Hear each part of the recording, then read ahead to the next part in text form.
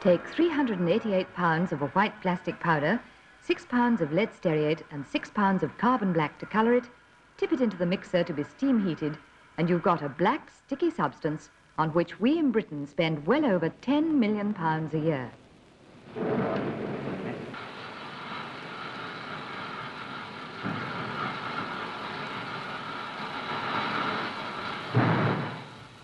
A 100 new recordings are produced in Britain every week, but only 1 or 2 of them will become hits. It's always a gamble.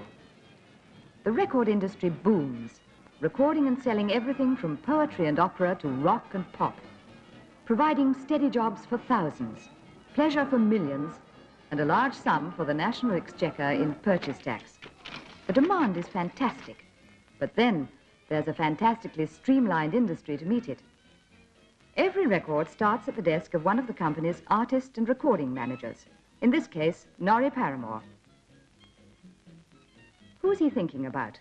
Ruby Murray, Craig Douglas, The Shadows, Cliff Richard, Michael Holliday? No, it's Helen Shapiro.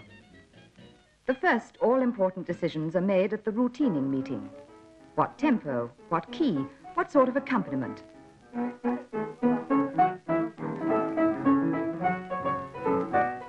When manager, composer and artist are agreed, they go to the studio. And here, joined by the sound engineer, they talk things over once more. The hit parade, they know, is an elusive target. 10 microphones are being used for this recording, and the engineer can produce 1,000 variations of balance between them. All ready to try one? Let's go.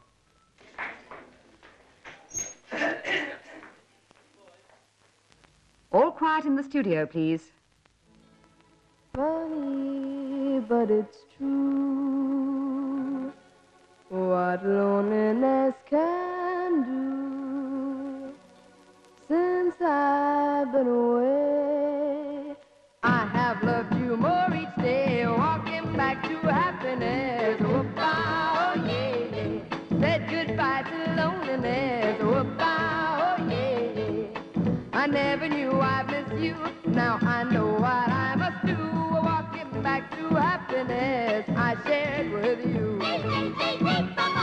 I'm making up for things I said. Oh, yeah. And mistakes to which they led. Oh, yeah. I shouldn't have gone away, so I'm coming back today. Walking back to happiness I threw away. While the record is still being made, the promotion and publicity department swings into action. How far have they got? Break for a smoke.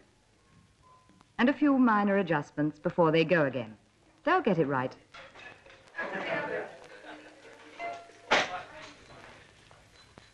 The sound, adjusted by the engineer, produces electrical impulses which are impressed magnetically onto a tape as it passes over the recording head.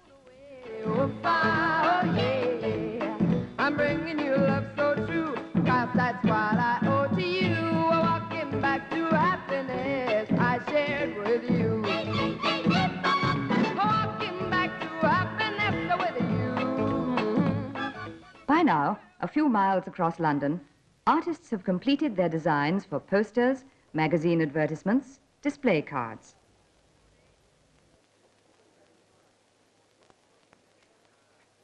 Laid aside foolish pride, learned the truth from tears I cried. Read the news, I'm on my way. Oh, yeah. All my blues have flown away. Oh, yeah. I'm bringing you love so true, 'cause that's what I owe to you.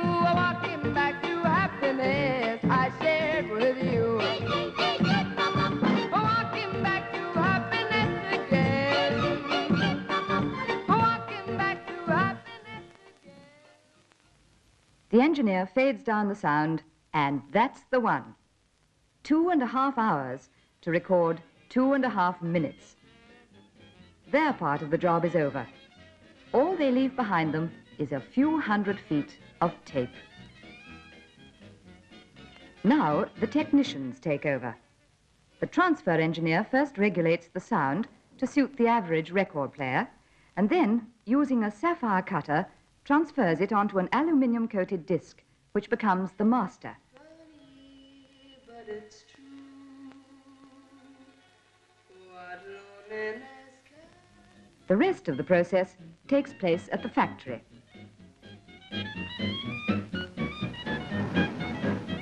On arrival there, the master is first given a good wash to remove any dust particles. Remember, it could be worth many times its weight in gold.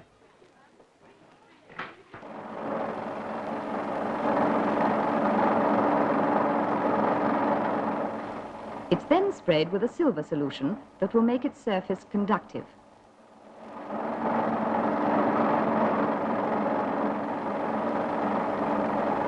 This is so that when it's placed in a nickel bath, it will grow a thin layer of nickel.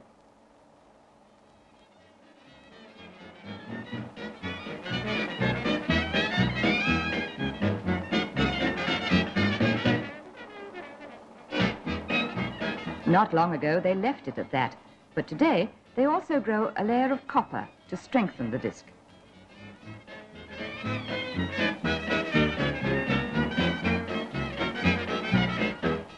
This is then prized open, leaving in one hand the original master, and in the other a nickel-plated negative called appropriately the mother, for this is now sent down to the pressing rooms to produce thousands of identical offspring for sale to the public.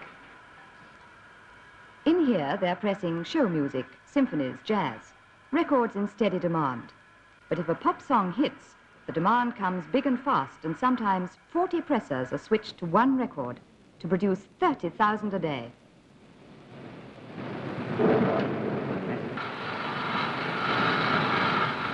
One in 10 discs is tested. Finally, they're packed and sent out to a widespread critical public all over the world.